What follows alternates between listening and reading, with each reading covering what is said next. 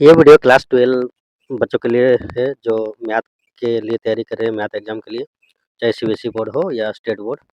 तो ये एलपीपी का क्वेश्चन है और एलपीपी से बहुत इजी लगता है। तो एलपीपी का क्वेश्चन रिवाइज करने से इजीली मार्क्स स्कोर कर सकते हैं। तो एलपीपी में ये 2 या 1 मार्क टाइप का क्वेश्चन है। तो क्वेश्चन क्या है, solve graphically maximize z 3x plus 4y। तो इसमें एक कांस्टेंट इक्वेशन है, x plus y less than equal to 4। उसके बाद क्या करेंगे, जो कांस्टेंट इक्वेशन है उसको इक्वेशन फॉर्म में लिखेंगे। उसके बाद क्या करेंगे, एक टेबल बनाएंगे। तो एक ही टेबल बनेगा, एक्स का वैल्यू 0 पुट करने से वाई 4 आ रहा है और वाई 0 पुट करने से एक्स 4 आ रहा है। और एक देखिए, एक्स ग्रेटर दैन 0 है, वाई ग्रेटर दैन 0 है, मतलब ओरिजिन भी इंक्लूड है और ये फर्स्ट क्वाड्रेंट में होगा। तो ये एक्स एक्सिस में हम क्या किए ना, 1 सेंटीमीटर जो रहता है गैप उसको 1 यूनिट बराबर लिए और वाई एक्सिस में भी।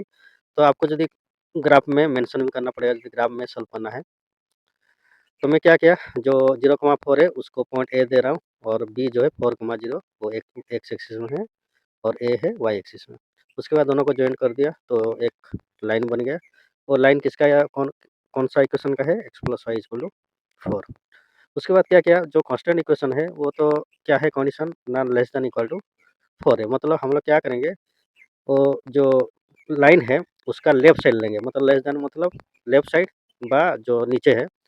तो उसको हम शेडेड कर दिए, चाहे कैसे भी शेडेड कर सकते हो, चाहे लाइन ड्रॉ करके या क्रॉस करके या कोई भी शेड कर सकते हो। तो जो एक ही रीजन है, तो वो कॉमन रीजन वही है जो फिजिबल रीजन बोलते हैं और ये बाउंडेड है। बाउंडेड मतलब उसका कोई सब जगह मतलब बाउंड होके है। और इसमें देखो 3 तो कॉर्नर पॉइंट है, एक ओरिजिन है, एक ए है जो वाई एक्सिस में है और वाई एक्स एक्सिस में बी है।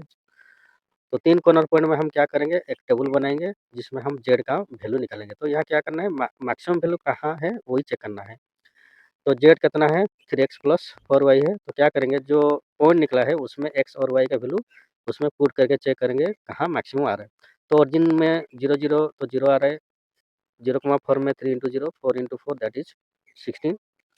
और बी में 4,0 मतलब x का वैल्यू 4 और y का वैल्यू 0 पुट करने से 3 इंटू 4 और 0 इंटू 4 दैट इज 12। तो इसमें देखो 3 तो वैल्यू आ रहा है, तो तीनों में 16 मैक्सिमम है। तो जेड का वैल्यू मैक्सिमम वैल्यू कितना है, 16। और कहाँ ये आ रहा है, 8 ए कमा ए में। तो 0,4 तो एक्स का वैल्यू 0 है और वाई का वैल्यू 4 है। तो हम लोग को क्या पूछा था, मैक्सिमाइज या सॉल्व ग्राफिकली। तो ए का वैल्यू सॉरी मैंने मैक्सिमम वैल्यू कितना आया 16 और एक्स का वैल्यू आया 0 और वाई का वैल्यू 4। तो दिस इज द सॉल्यूशन।